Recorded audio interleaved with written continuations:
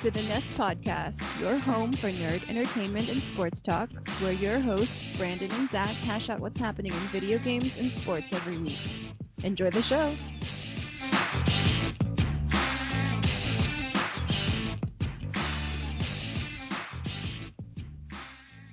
Hey guys, what's up? And welcome back to another episode of the Nest Podcast, episode 53, the Don Drysdale episode. Not really quite sure on that one. Not many 53s out there, guys. Sorry. This one's presented by Sportszilla, and I'm your host, Brandon. With me, as always, co-host Zach. The 1 year is over. We're back. We're back here on the grind, ready for the start of year 2. And I have to start it with something that I don't normally do, and that's admit failure. Uh-oh. Admit that I'm let down a little bit. Because Tom Brady admitted to cheating. Oh. Yeah, I mean, it's kind of a shocker to me. Just sitting there scrolling through the news articles looking for something to talk about here on the podcast, and I see Tom Brady admits to cheating on his diet. I knew there was some punchline at the end of that. He had pizza and bacon. Can you believe it? Well, with his dad bod, I sure as hell can. He's never been the most physical guy ever. He is a normal person. No, fuck that. The TB12 diet is weird. Have you ever really paid attention to it?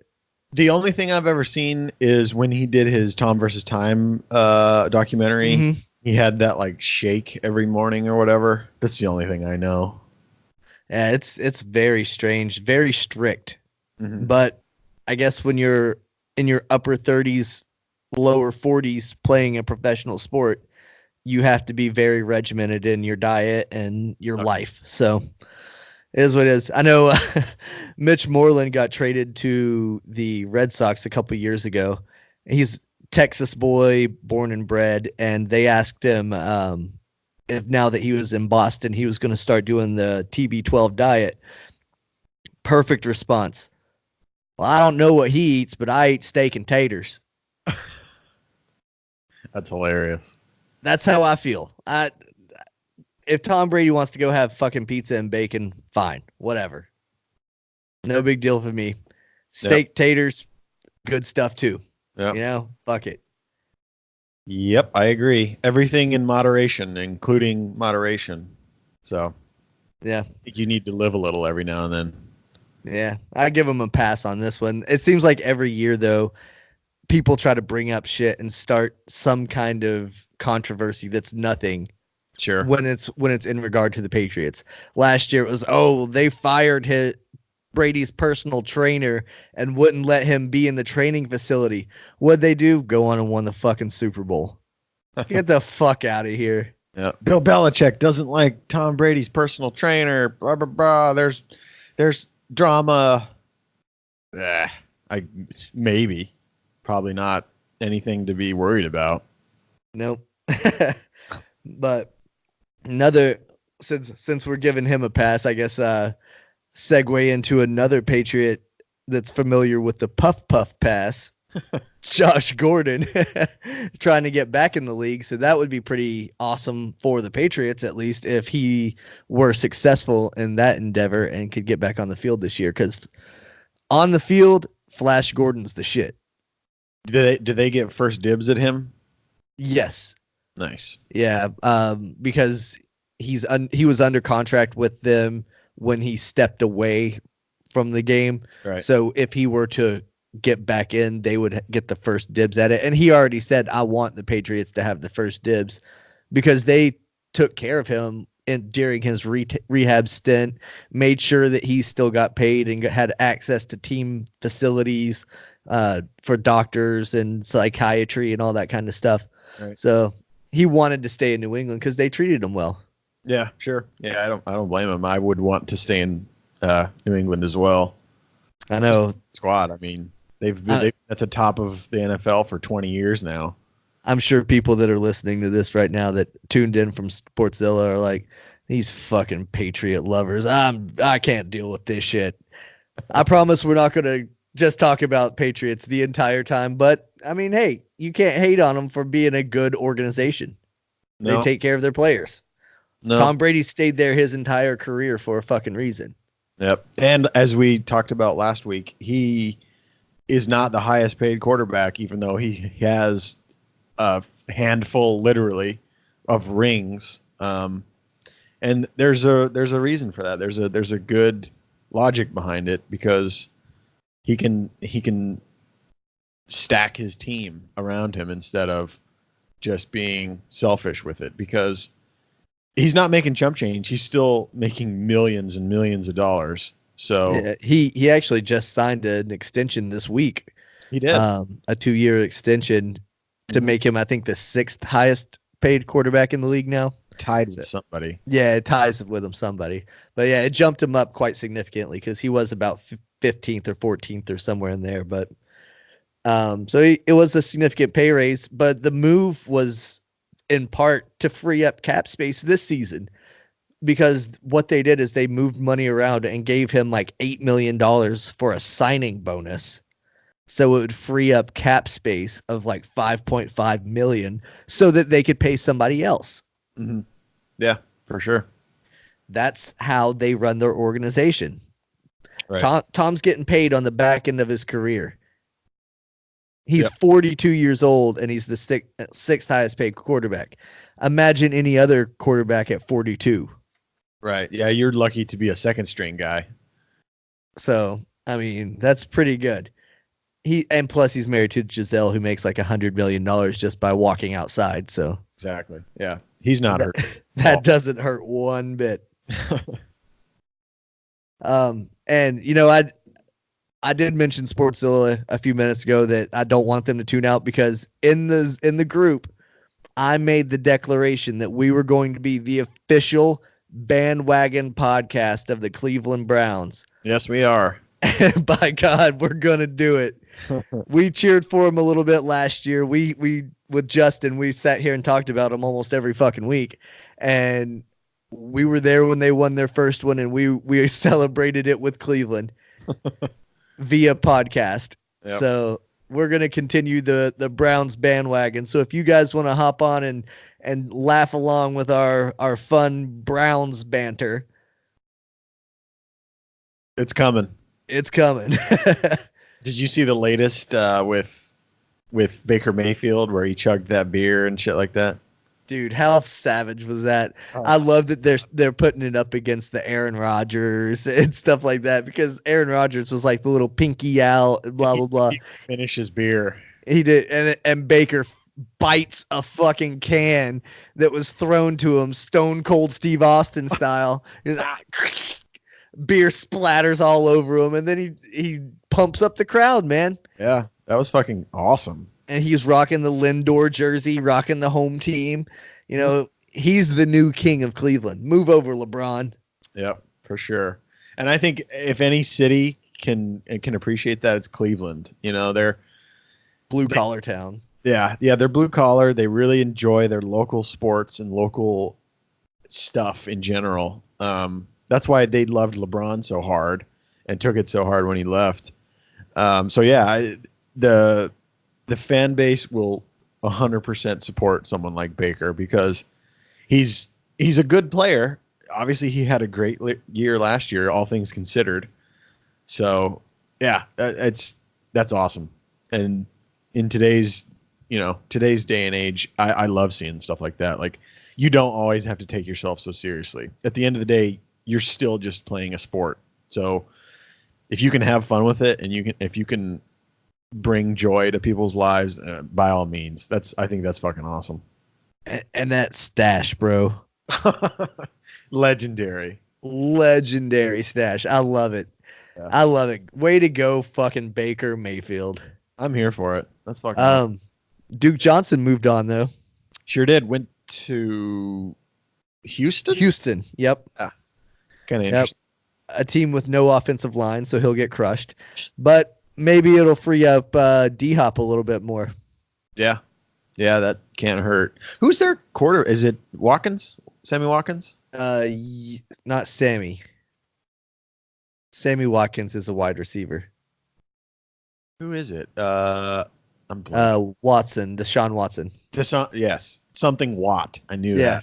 that. Yeah, and they also have J.J. Watt. Yes, lots of Watts. Yeah. I wonder. I can't remember where Sammy Watson plays though. I know last time that I remember he was with Buffalo, but I think he moved on from there.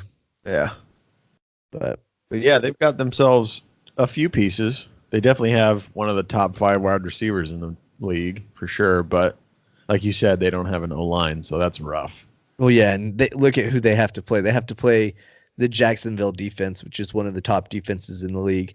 They have to play the Colts, who are expected to be one of the top teams in the AFC this year. Who else? Who am I forgetting that's in that division? The Titans, which, I mean, Yeah, Titans are pretty shit. So yeah, but they're definitely not the same team that they used to be with that hardcore defense and Arian Foster running. So well, I think they run the wrong defensive scheme. I think they would be much more intimidating if they ran a 4-3 defense and put Clowney up on the line opposite of J.J. Watt, beside J.J. Watt, switched with J.J. Watt, confuse the defenses, use those two monsters. That's how he was utilized at South Carolina, and that's how he dominated the SEC. Was he was on the line. He put his hand in the mud and got dirty. yeah, instead of that, Instead of the 2-point stance where he kind of goes back into pass coverage about half the time. yeah, I've never understood that either. Like, he's a defensive end for a reason, you know. They just run the wrong defensive scheme. Yep, shitty coordinator, or whoever's fault it is. Yep, that's all it can be. You know, I don't know, but I'm just a Madden manager. That's all I do. You know, that's how I learned how to manage a game. And I guarantee if I play with the Texans, I would run a 4-3 and I would be pretty fucking dominant on defense. Yep, for sure. So speaking of Madden, that's a good little segue. You said last week that you wanted to talk a little bit about Madden because you were going to get the preview through EA Access. Yes. So not to be outdone, I went and hit up the local Redbox and played it for a weekend. So Yep. I could also talk about the game and kind of give some things that I enjoy as well. But go ahead and talk about what you liked in the game, Zach. Sure. We were both really looking forward to the college aspect where you could start your career basically at the collegiate level, and then like the old school create a character type stuff that we loved from back in the day of the NCAA games. Didn't get it. What? You didn't get what? Didn't get it. Yeah, no, it was a shell of what we hoped it would be. You only had a handful of teams, of course, and it just wasn't the same experience. You only played 2 games. You played semifinal and the playoff, and then if you won, you played the championship game. And I mean, it was just it was Madden with NCAA skins. It wasn't the same feel as the NCAA games, which I guess we were kind of dumb to think that it was going to feel like NCAA. But I mean, it's a step in the right direction. At least I enjoyed at least seeing the NCAA presence in the game. But I agree with that. I wish they had more of the college fight songs and stuff like that. Showing the playing the mascots doing silly stuff. Like the graphics are so good now. Imagine the fun shit that they could have going on that happens at college games all over the place. Yeah, I remember the NCAA games would have like fans that had funny signs and they'd be painted and just a bunch of craziness. Yeah, because it's college kids. They're all fucking dumb and drunk. Yep. So they paint stupid shit on their bodies and go to games and scream and do dumb shit. It's funny. it's cool to put in a video game because it makes you feel like you're back in college doing all that dumb drunk stuff. Yeah, it's awesome.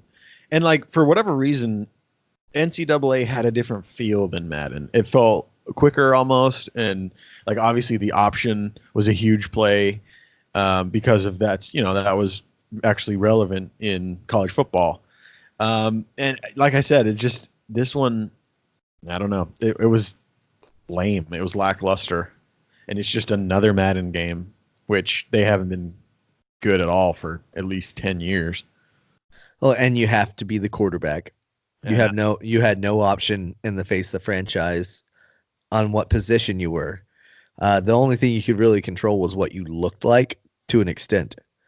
Your name, but yeah, so I wasn't too impressed with that. I played through an entire season. It was all right. I mean, I earned Rookie of the Year and MVP in 1 year. Mm-hmm. So it was real easy to max out all my stats. I was like a 95 overall after one season. So it's not realistic to that point. I simulated the next 5 seasons. Like I said, I only went to Redbox, so I knew I had a limited amount of time. Yeah. So I wanted to test a few things. I simulated 5 seasons, which should have been at the end of my rookie year and into my free agency, but it didn't even offer a new contract. It just kept me extended. Like my contract just stayed infinite with the team that I was drafted to be on. So you never had a chance to like go to a different team or anything? Nope. I had to always be on the Dolphins, which sucks because I was making the Dolphins fucking great. That's hilarious. I had 50 touchdowns in my first season, my rookie season. Nice. I tied Tom Brady's record, whatever. But that is one of the cool things that I can say about the Face the Franchise mode is throughout your season, when you're playing a big game against like a star player, like I played against Drew Brees and I played against Tom Brady, and they would always challenge you, and you could either praise them and it would be an easy challenge. You could trash talk or whatever, and it would be like a medium challenge, or you could straight up disrespect them and it would be a hard challenge. And whatever you chose gave you additional XP. Oh, nice. So I always chose the hardest, and another thing I did but didn't like about the game is you were the player and the coach. You were given free reign to pick whatever plays you wanted. So I just picked pass plays nonstop because McKinney Drake was my running back, and he was getting fucking crushed. The O-line could not block to save their lives, so I would have to run from a shotgun and then hit quick slants. I basically made my guy Tom Brady, and all of my receivers were fucking Julian Edelman and shit like that. Yep. Except it was Kenny Stills, and what was my I had a running back named Babbage, I think was his name. Nice. I had some depth on my Dolphins team. My tight end was pretty good. I hit him on a lot of routes where he would run towards the sidelines, and I would hit him, and he would get out of bounds. That's how I ran my 2-minute offense. I ran the corner routes all the way down the field with Stills and my tight end on the other side. I would go to one or the other, and I would just move the ball like 17, 19 yards at a time. Yep. Boom. I feel like ass. The passing game in Madden for years and years now has just been slants, posts, curls every now and then. I mean, that's pretty easy to just pass all day. And the running game in Madden hasn't been anything like forever. I remember like in the Madden or not Madden, NCAA like 06, 07, 08. I loved playing a running back because you could just juke the shit out of people and it was awesome. But like spin moves, man, I was all about a fucking spin move. Yeah, it was awesome. But in Madden, you get destroyed by the defensive line every fucking play. Every now and then I'll do a play action pass and it'll do fine, and then I'll do like a counter run or whatever, just to throw them off. But you never get big breaks really if you want to be a running back, which sucks. I love playing running back. I used to play running back on NCAA all the time. I think it's funner than quarterback. I like the element of the game where you don't have full control of the playbook. Yeah. I like the aspect of the running back of sometimes you're just blocking. Mm-hmm. Yeah, it's way more realistic. Right. Like I was mentioning earlier, I had full access to my playbook, so all I did was passing plays. So of course I hit all of the hardest challenges every game. Yeah. Because they were always like 4 touchdowns, 450 yards. Yeah. Okay.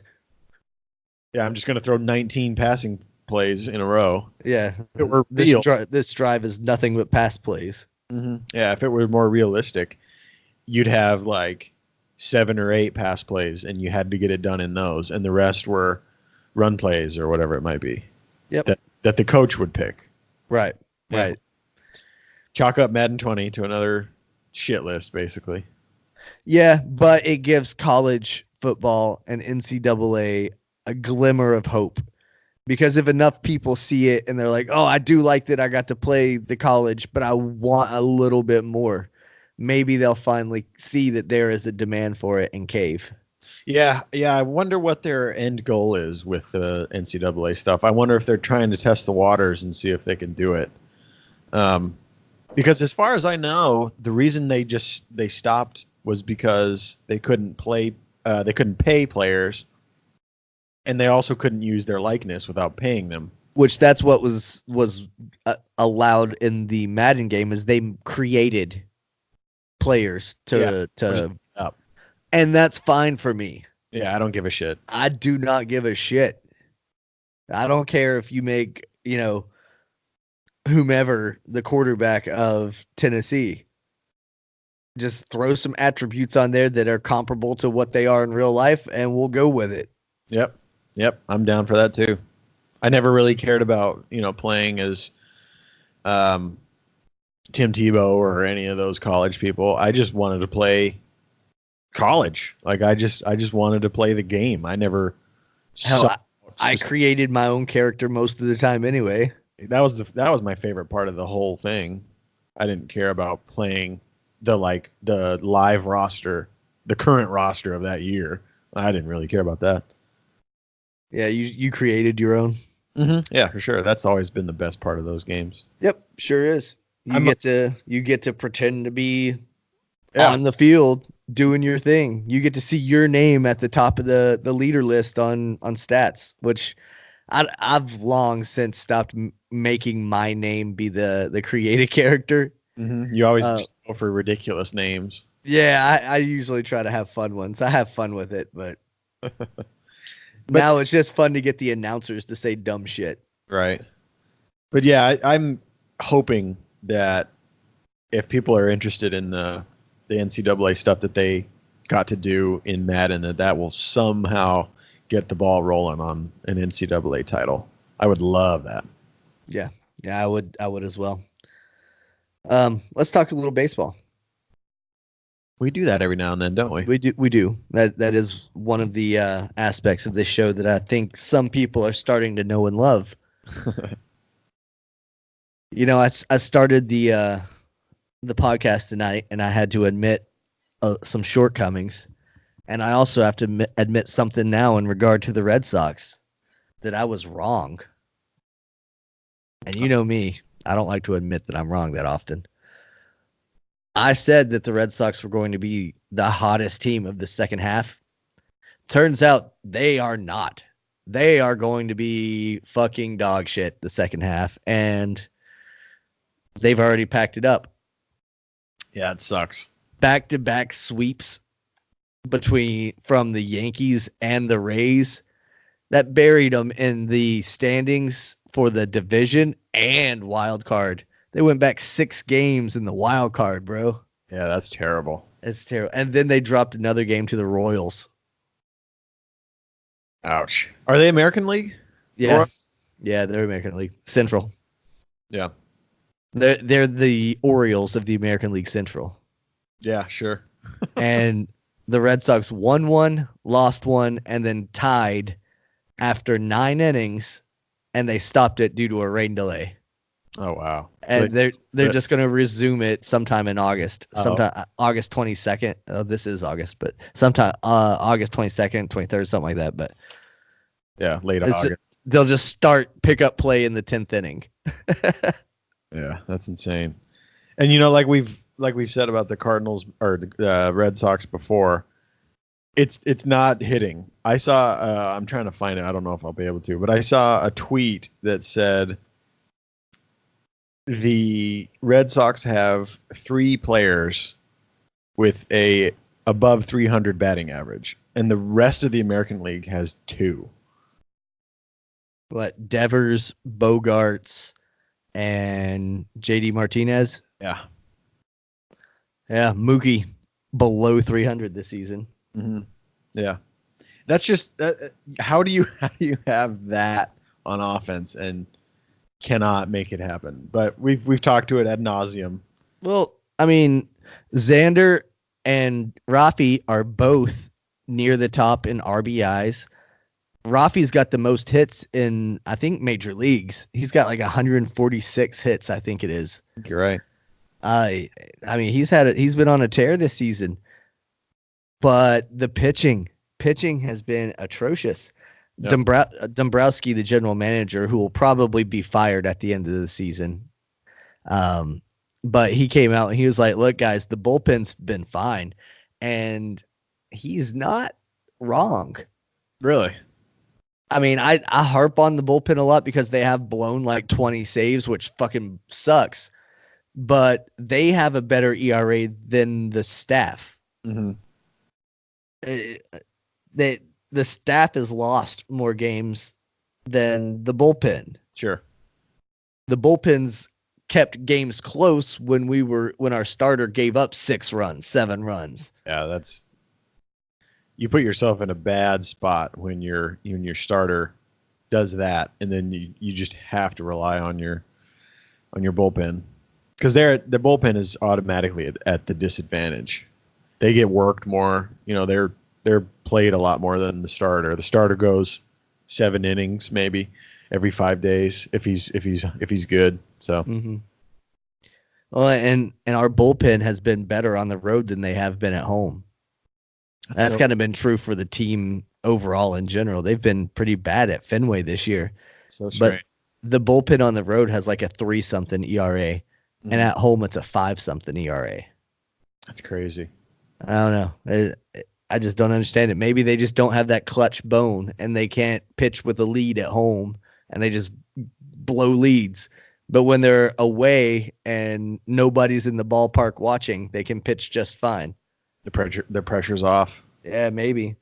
I mean, the Red Sox ended up losing 8 in a row before they finally beat the lowly Kansas City Royals for 1 game before they resumed their losing streak. But right. You have to go all the way back to 2014 to find a stretch where they lost more than 8 in a row.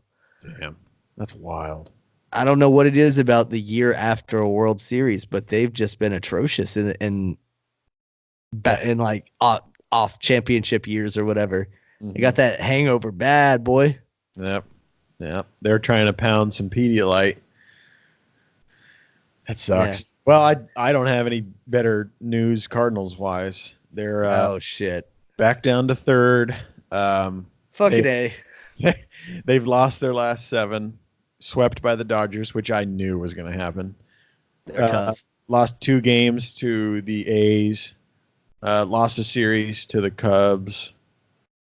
So it was nice there for a little bit, but they can definitely beat the lowly teams. They can beat the Pirates. They can beat the Reds, but they're no competition anyway. When we face at our level or above our level of competition, can't hardly get it done. So that's just not going to cut the mustard. No, it looks like we're both going to be sitting on the couch watching. Yep. This October. Well, I mean, we always sitting at home watching in October, but our teams will be at home with us. Yep. That or on the golf course. Yeah, yeah. Oh well. And like I mentioned earlier, rumor has it in Boston, Dave Dombrowski might not be around in the off season. I don't know that name. He's our general manager. Oh, okay. He's the one that makes all the trades and stuff like that. Sure. I wonder where I could apply.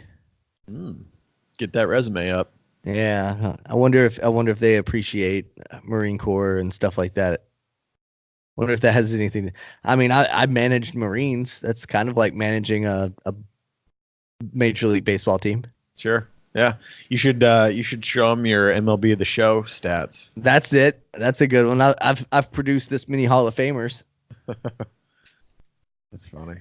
If only it translated to real life. Yep. But one good move that Dombrowski didn't make was he didn't sign Craig Kimbrell, who was recently placed on the IL with a serious knee issue. How do you get that? Who knows?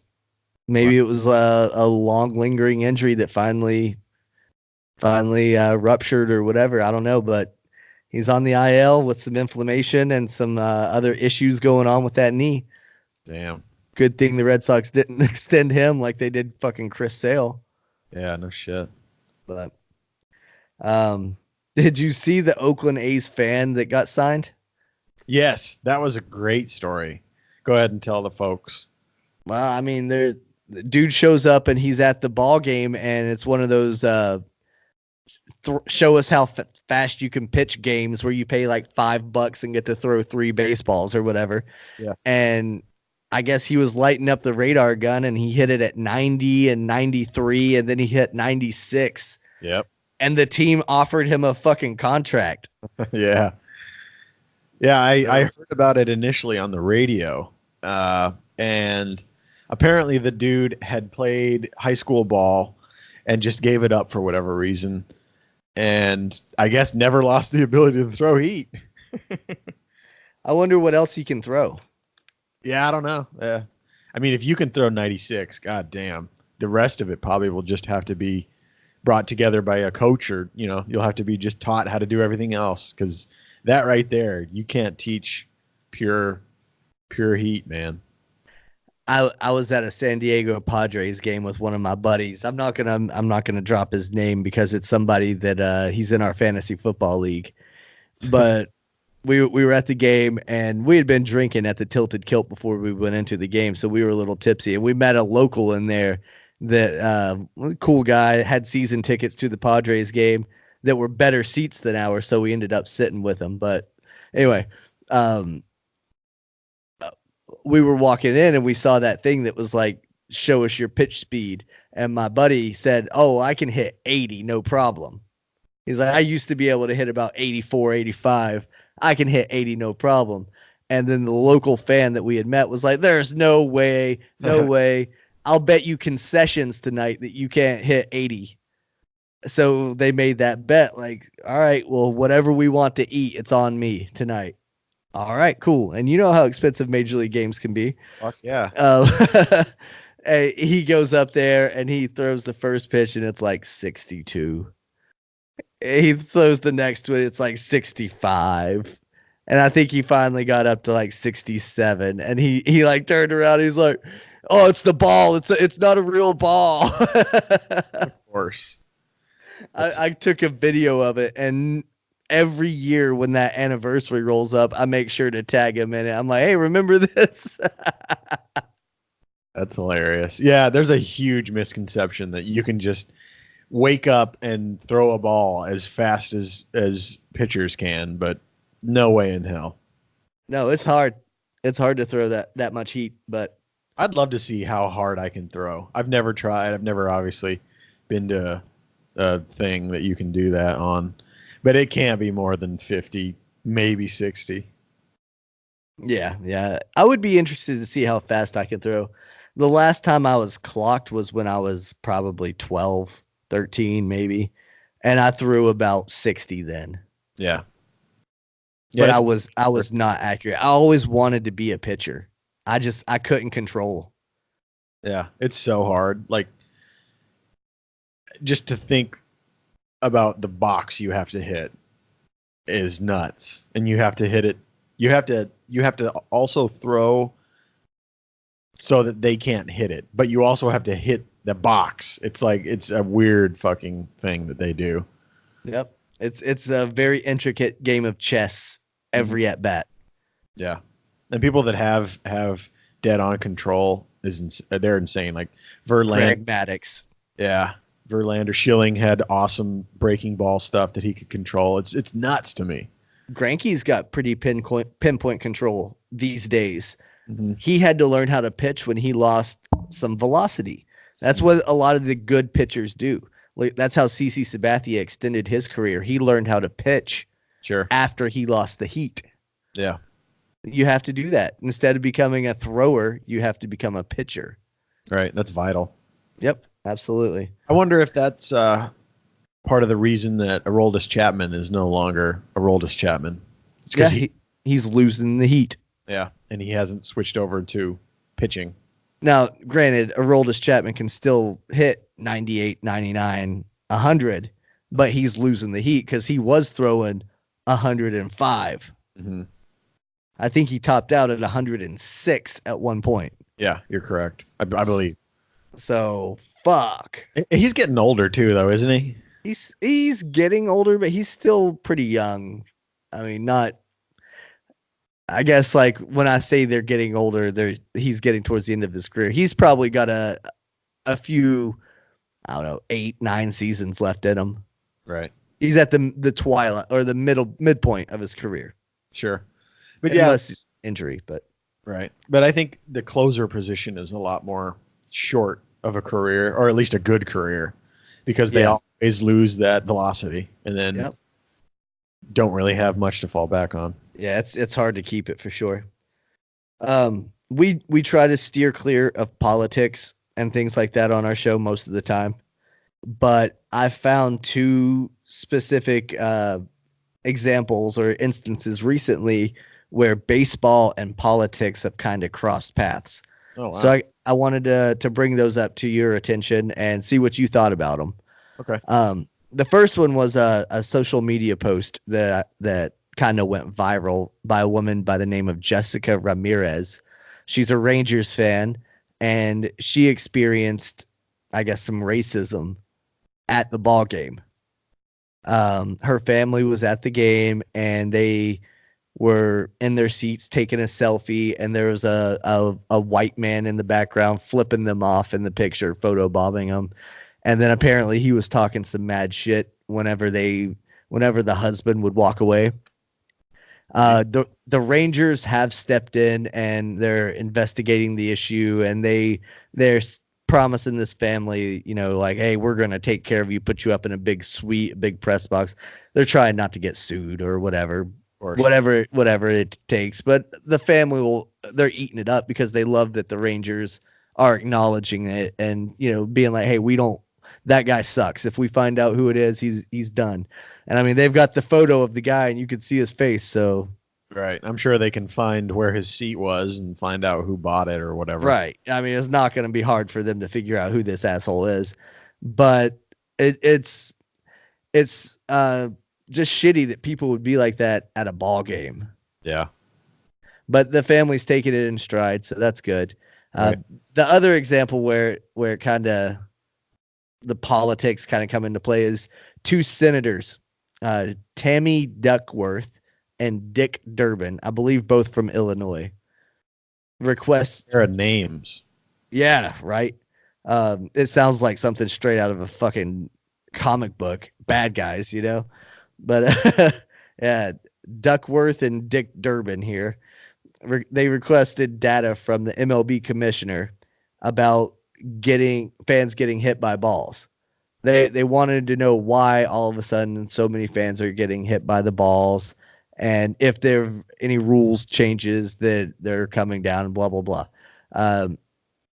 Duckworth said information is needed to help families figure out the safest place to sit. That's a direct quote.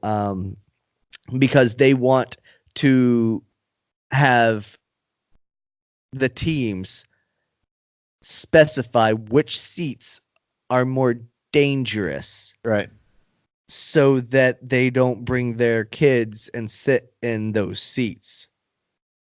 Interesting. Anything closer to the field is going to have balls that are going to come at an increased velocity.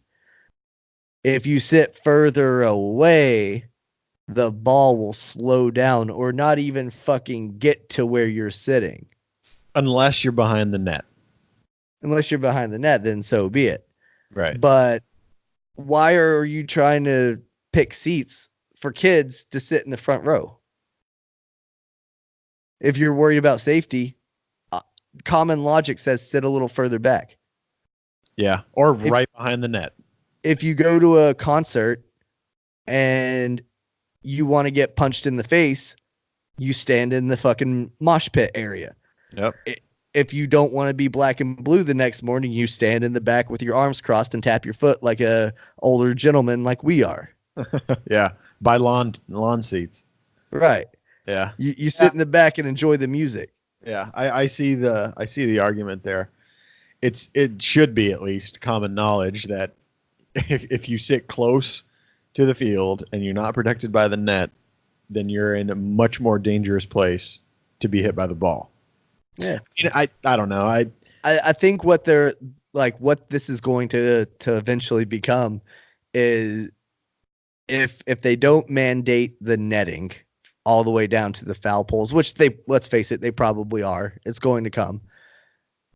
I could see it getting to a level where the ushers won't allow people to sit in certain sections if they have children or whatever, akin to emergency row seating on an airplane.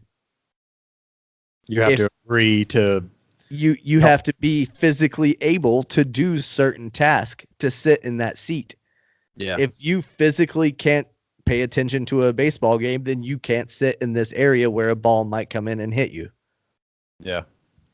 Crazy that in today's day and age we have to babysit adults. I guess people want to act like children. You have to give fucking children results, children answers. Yeah. But anyway, I thought it was interesting that they're requesting these statistics now because it's been in the news, obviously.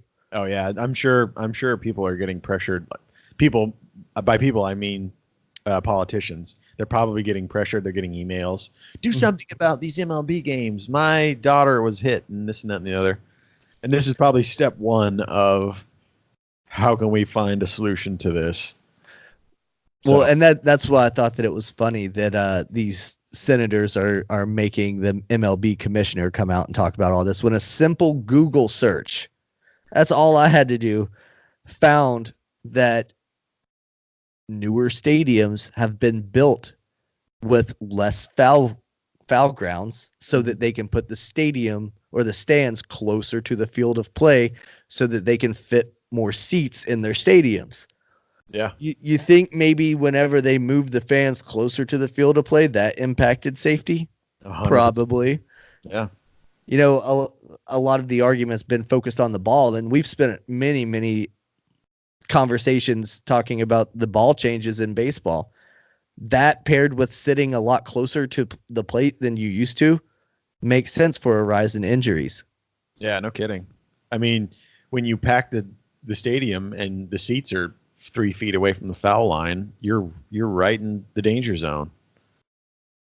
Pair that with the controversial ball juicing that we don't know whether or not it's true or not, but we've basically deduced that there's a definite change in the stitching.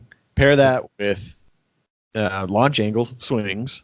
People are hitting the ball way harder than they used to. And most people are always swinging for the fences. They're not trying to just hit it where they ain't and get on base. You've got a recipe for people getting hit. And and of course, the first thing is we've just got to shield everybody. Everybody has to be wrapped in bubble wrap. There's no personal responsibility to be taken. Every time I haven't brought a glove because we've been in foul territory, but I haven't been too super concerned. But I'm always paying attention. One, because I like watching baseball, and two, because if you're going to sit there, you better fucking pay attention. It's no one else's job to protect you except you. Yeah, I don't understand the people that spend the entire time they're at a baseball game on Snapchat. Yeah. But whatever. So anyway, my Google search continued. I kind of went down the rabbit hole a little bit on this one. And I was able to pull numbers from 2014. That was the most updated data. But 1750, so 1,750 fans were injured at baseball games in 2014. It's worth noting that the vast majority of those were people that tripped over one another or fell over seats trying to catch foul balls. So, I mean, whatever. I'll be interested to see what number they come out with this year for injuries at ball games. But we'll compare that at a later time. Right.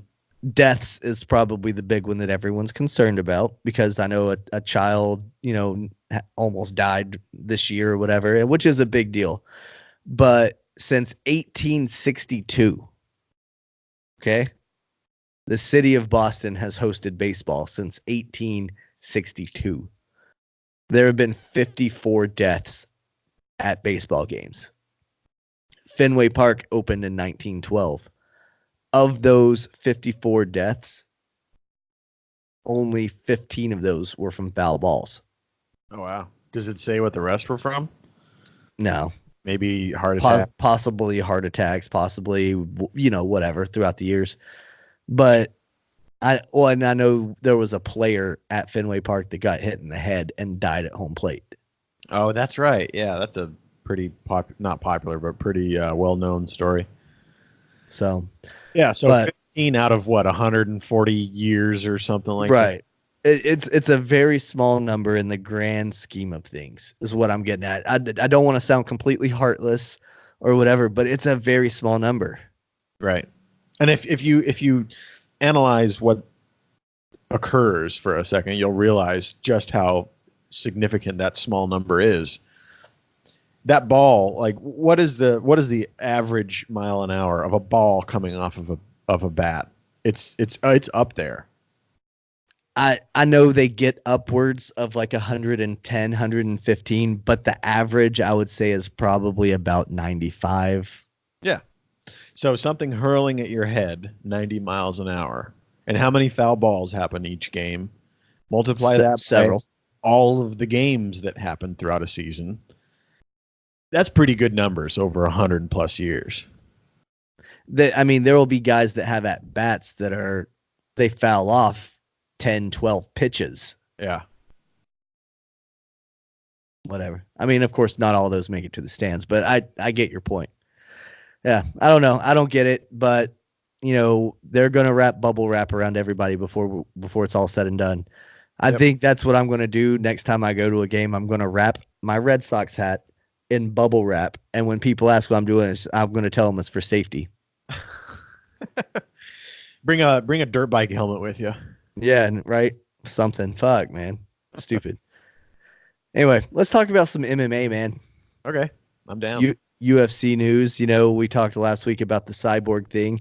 Which isn't over, apparently. Yeah, Dana brought it up again, talking more shit. It's like, dude, just let it fucking go. Can't. He is a drama queen. Yeah. The faster they move away from Dana White, the better. I'm talking about UFC. They need to just, here's a severance package, go right off into the sunset and have, your cocaine off of your strippers' assholes and stuff, whatever you do. I don't know. He's a douche, but whatevs. Speaking of douches, Colby Covington, he won. He's a good fighter, I guess, but did you catch any of that fight? No, I didn't. It was on at the weirdest time I've ever. Yeah, that's what I heard. Do you know where they were? They must have been in some other country. I'm sure they were. They were probably over Europe or somewhere. Must have been. But Adam from Bearded by Esta texted me and said, "I've got Colby," and I was like, "Oh, that's interesting." And blah blah blah blah. I was like, "Are there any other good fights?" And he was like, "The main event's on right now." And I was like, "What? It's like 5:00." So it was on ESPN. Flipped it over. I watched from I think the second round on. Colby wanted homeboy's neck, Robbie Lawler. He wanted his neck so fucking bad, and never obviously got a finish. He just got the decision. I mean, it wasn't spectacular. To beat a guy like Robbie Lawler in any sense is quite the feat.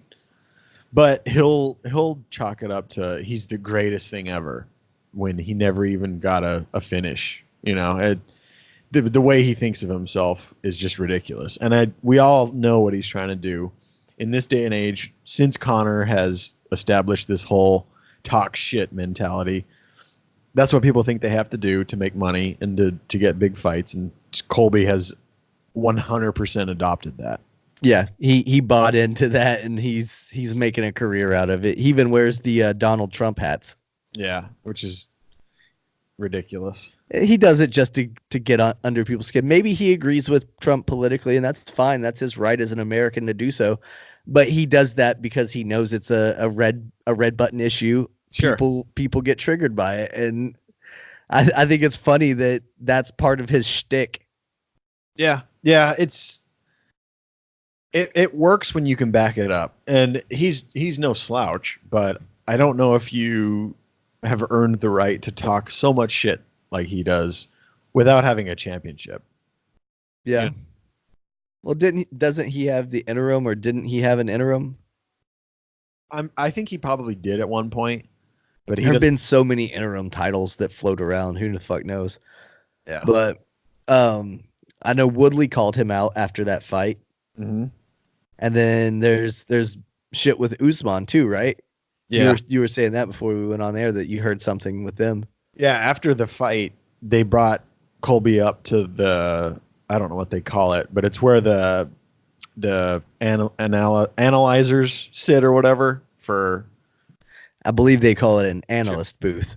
There you go. That's the thing. But it's not where Rogan and Anik sit. It's where like the other people, UFC, the post-fight people sit. The pre and post. Yep. Yeah. And then so apparently they got into it. What do you know what all was said or well, what? I've got audio here if you want to. Oh, sure. Yeah, just go ahead and play that. Just as far as I know. Oh yeah, he does have a belt on his shoulder here, so it must have been the interim. Yeah, I thought so. All right, so we'll just get into it. All right. He's up and talking to Kamaru Usman right here. So here he is, the champ, standing right next to you. You spoke about it in the octagon afterwards. What do you have to say? You guys are face to face. No, actually, I got a question. Honestly, first of all, congratulations on your performance. But you're standing here and you're kind of talking now. When did your balls drop? Because the only thing you're losing faster than your hairline is that Power Ranger belt. When did your balls drop? Stop faking injuries. You're out for 8 months with 8 months with a hernia injury. It takes 6 weeks of recovery. Stop faking injuries. You're the Tyron Woodley 2.0. 8 months, right? Yeah, that's right. Let's count. Remember when you were in a wheelchair after your fight? In the post-fight? Yeah, and then you were jumping the barriers at the palms trying to get in my face. And what happened? Oh, yeah, fake. What happened? Hey, what happened? What about that wheelchair? I thought you were hurt. I thought you were hurt. You fake injuries, fake excuses. You're soft, dog. You're soft. I'm soft. You're nothing. You know what? You get a call from the president today? You get a call from the president? That's right. You're a loser. No one gives a about you. Everybody came to see me, so shut your mouth and listen to the champ. What you care about is getting a call from the president? Champ. All right, well, first of all, can I ask you a question? No one wants to hear from you. First of all, no one let me wants to ask hear you a from you. question. No one cares about you. So you're come see me. talking big Stop right faking now. injuries. Come see me in the octagon. I ain't talking. So that video is from ESPN MMA on YouTube. If you want to check it out, the rest of it's just them back and forth, obviously. He calls him the Woodley 2.0, and he alludes to fake. He brings up a couple examples too of like Woodley, or not Woodley, but Usman hopping up out of the wheelchair and jumping over a barrier. Right. Like if you were legit injured, I mean, it would be difficult. But whenever you've got that fighter adrenaline, who knows?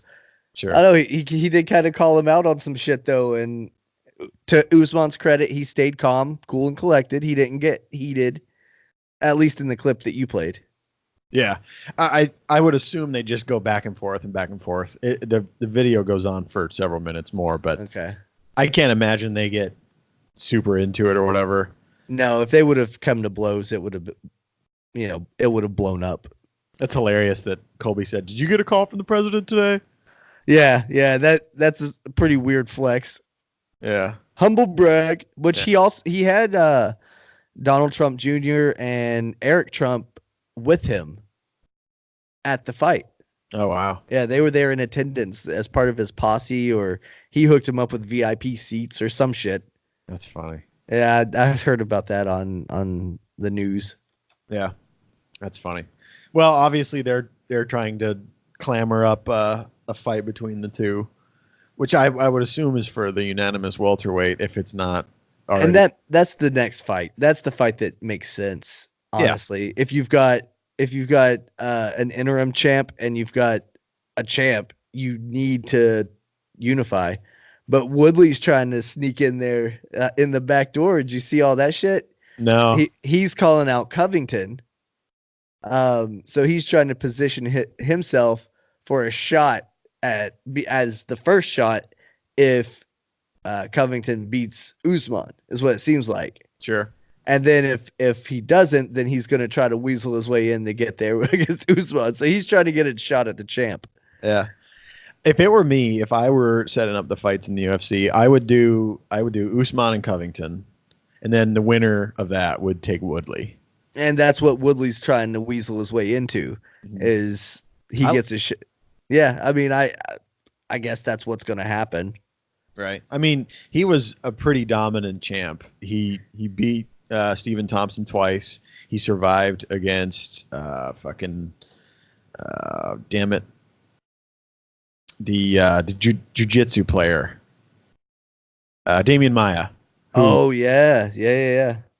So, and a lot of people say that all three of those fights were boring, but those dudes, Stephen Thompson, Wonder Boy, is known for counterpunching. That's all he does. He waits for you to throw something and then knocks your ass on your fucking back. Yeah, so he's a good fighter. I like Wonder Boy, but he is a boring fighter to watch because of that reason. He comes from the karate background, the point system, where you look for counters, and that's all you really get scored on from his background, which turns into, for what some people think is a boring fight. He's not going out there looking for a knockout.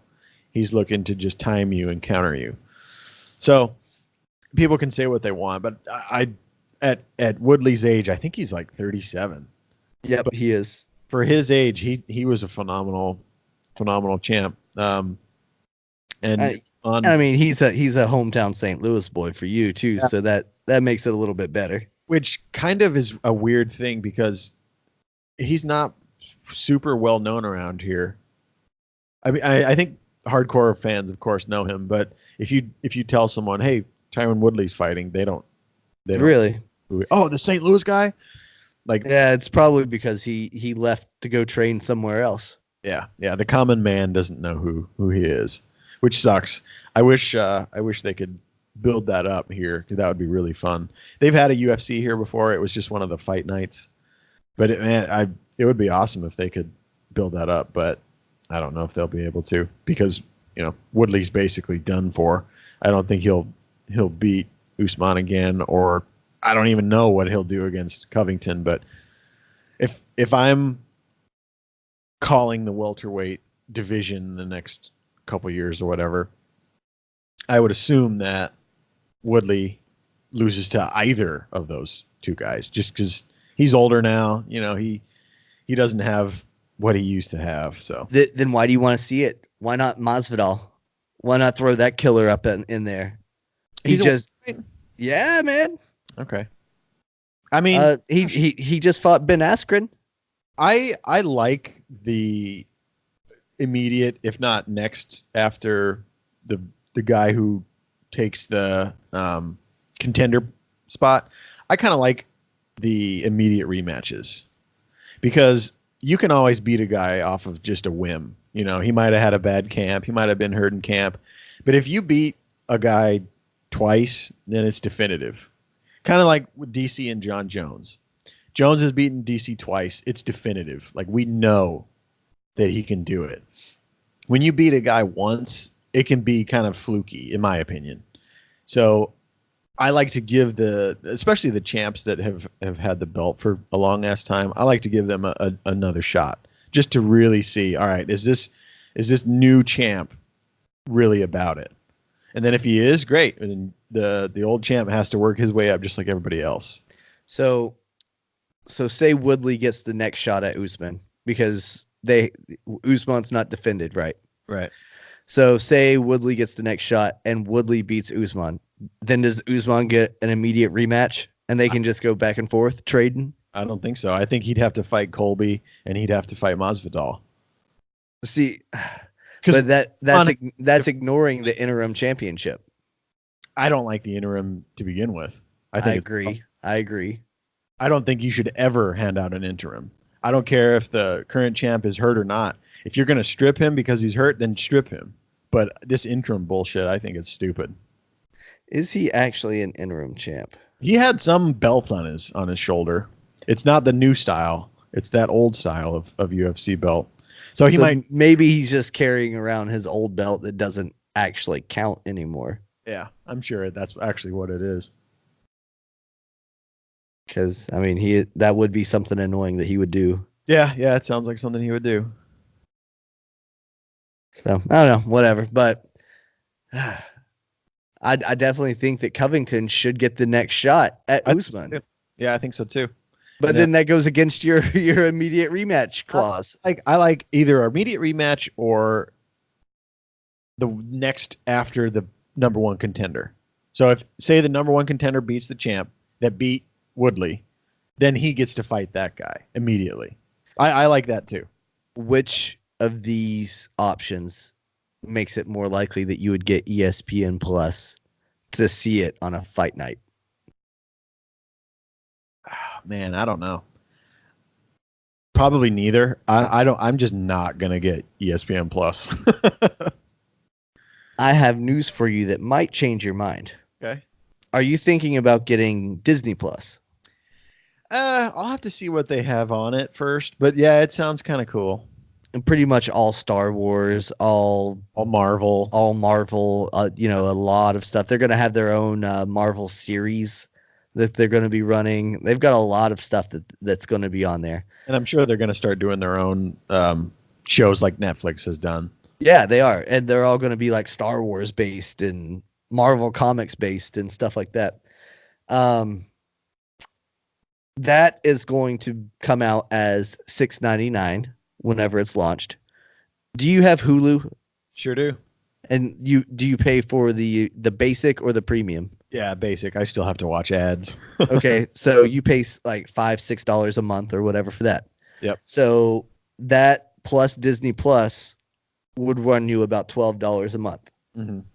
For $12.99, you can get the bundle: Disney Plus, Hulu, and ESPN Plus. Oh shit! They did it. They did it. Yeah, so you basically get ESPN Plus for free. Mm-hmm. They found a way to sneak it in. That's fucking smart. That is a smart tactic, because that really puts you over the edge, like you were saying. If you're not going to get ESPN Plus on its own, and you're thinking about Disney Plus, then you might as well just fucking get the bundle. Yeah, yep. Man, fuck, that's fucking genius. They got us, Zach. They figured out the way to get us, and they did it. That's funny. It is, but I don't know shit about ESPN Plus other than the UFC is on it. Is there anything else noteworthy that we would be interested in?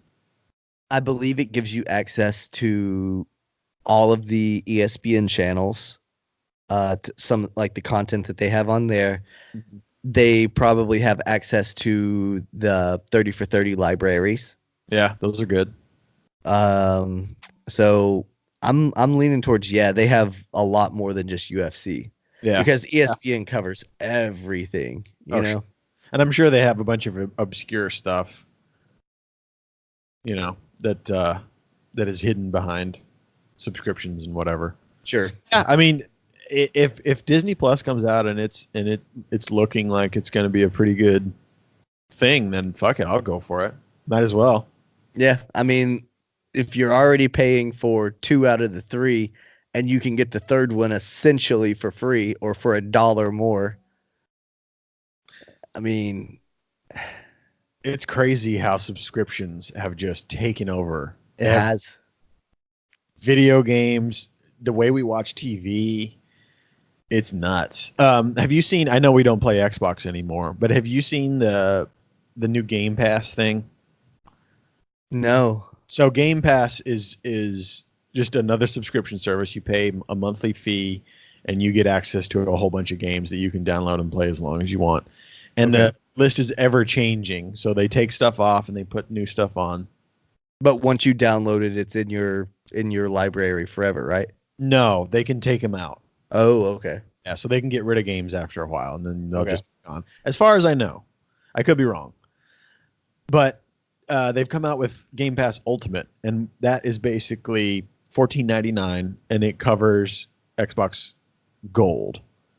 Okay. So you're essentially getting Gold for free, because I'm pretty sure Game Pass by itself is like $12 or somewhere around there, and then if you pay monthly for Xbox Live, it's around $5-6. So it covers your Xbox Live, which basically, if you're gonna do it, you might as well do that.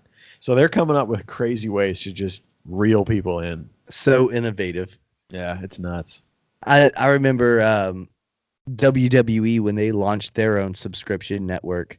They started doing hey, if you subscribe, log in, register an account with us that will auto renew every month.